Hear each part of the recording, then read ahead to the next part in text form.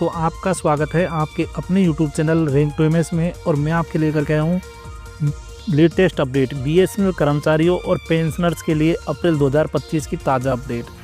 तो बीएसएनएल से जुड़े हुए जितने भी कर्मचारी हैं या फिर पेंशनर्स हैं उनके लिए आज का ये वीडियो बहुत ही महत्वपूर्ण होने वाला है, क्योंकि आज कर्मचारियों और पेंशनर से जुड़ी कई खबरें हैं जो महत्वपूर्ण खबरें हाल ही में सामने आई हैं।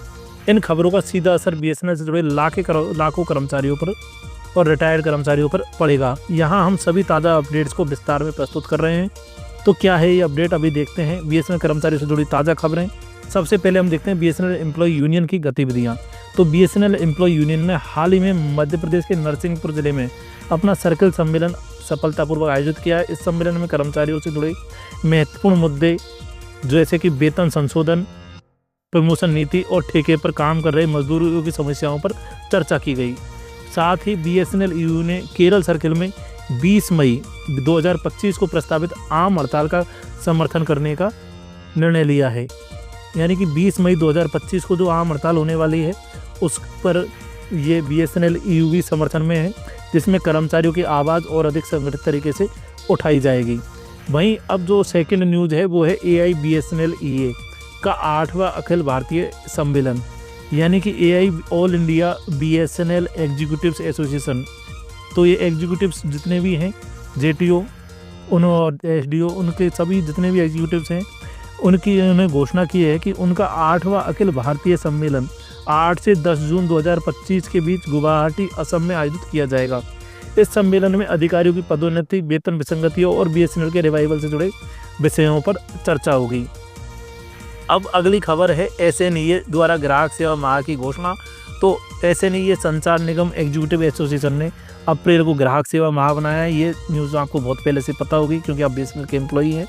इस दौरान ग्राहक संतुष्टि बढ़ाने, नेटवर्क समस्याओं को सुधार करने के लिए विशेष पहल चलाई जा रही है।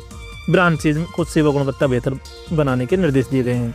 अब बात करते हैं SEWA BSNL द्वारा ST/SC कर्मचारियों के लिए प्रयास। तो आपको बता दें कि जो सेवा BSNL ने SC/ST वर्ग के कर्मचारियों के लिए प्रमोशन संबंधी मुद्दे पर संसद की स्थायी समिति को अपना प्रतिनिधित्व सौंपा है। संगठन ने प्रमोशन में आरक्षण से जुड़े नियमों को लागू करने की मांग की है ताकि अनुसूचित जाति जनजाति कर्मचारियों को उनका न्यायोचित हक मिल सके। तो ये आपको बता दें। अब अगली खबर है NFT BSNL द्वारा ज्ञापन सौंपना। NFT BSNL ने मुंबई में BSNL के डायरेक्टर HR को एक ज्ञापन सौंपा है, जिसमें कर्मचारियों की विभिन्न मांगों जैसे कि नियमितीकरण, रेगुलराइजेशन, ठेके पर काम कर रहे कर्मचारियों की स्थिति और वेतन सुधार पर ध्यान देने की अपील की गई है। अगर बात करें BSNL पेंशनर्स की, तो BSNL पेंशनर्स के लिए IDA दर में संशोधन हुआ है। BSNL और MTNL पेंशनर्स के लिए IDA दर 1 अप्रैल 2025 से 226.5% हो गई है। और इसमें और महंगाई जहाँ पर बढ़ रही है, बढ़ती महंगाई को देखते हुए इसमें और वृद्धि होगी, ऐसी उम्मीद कर रहे थे। हालांकि पेंशनर्स को उम्मीद ये थी कि अगर महंगाई बढ़ रही है तो इसमें वृद्धि होगी, लेकिन इसमें कमी हो गई है। पेंशन संशोधन पर लंबित सुनवाई। BSNL पेंशनर्स की पेंशन संशोधन में संबंधित याचिका दिल्ली हाई कोर्ट में सूचीबद्ध थी, लेकिन समय की कमी यानी प्योसिटी ऑफ टाइम की वजह से, समय की कमी की वजह से सुनवाई नहीं हो सकी और अगली सुनवाई की तारीख का इंतज़ार किया जा रहा है। आपको बता दें अगली सुनवाई जो है पेंशनर्स की वो है मई में, तो वो है 26 मई यानी कि डेट तो आज की रहेगी, लेकिन ये 26 अगले मंथ में 2025 में होने वाली है। वहीं अगर न्यूज़ देखें AIBSNL PWA द्वारा वेतन आयोग के लाभ की मांग की गई है। तो आपको बता दें कि all India BSNL pensioners welfare association ने सरकार से मांग की है कि BSNL MTNL के पेंशनर्स को 8वें वेतन आयोग के लाभ का दायरा दिया जाए। इस संबंध में पत्राचार और ज्ञापन भी जारी किए जा चुके हैं। अब बात करें CGHS सेवा अस्थायी रूप से बंद, यानी CGHS वेलनेस सेंटर्स 26 अप्रैल 2025 को बंद रहेंगे। इसकी वजह से CGHS NIC सॉफ्टवेयर से CDEX सॉफ्टवेयर में माइग्रेशन का कार्य है। पेंशनर और कर्मचारियों से अनुरोध किया जाता है कि इस दिन सेवाओं के लिए अन्य तारीख चुनें। बात करें RTOWA मुंबई का DOT को पत्र। तो retired telecom officer welfare association Mumbai ने दूरसंचार विभाग को पत्र लिखकर मांग की कि 1 जनवरी 2018 से पहले रिटायर्ड हुए पेंशनर्स को 73.8% IDA न्यूट्रलाइजेशन का लाभ दिया जाए।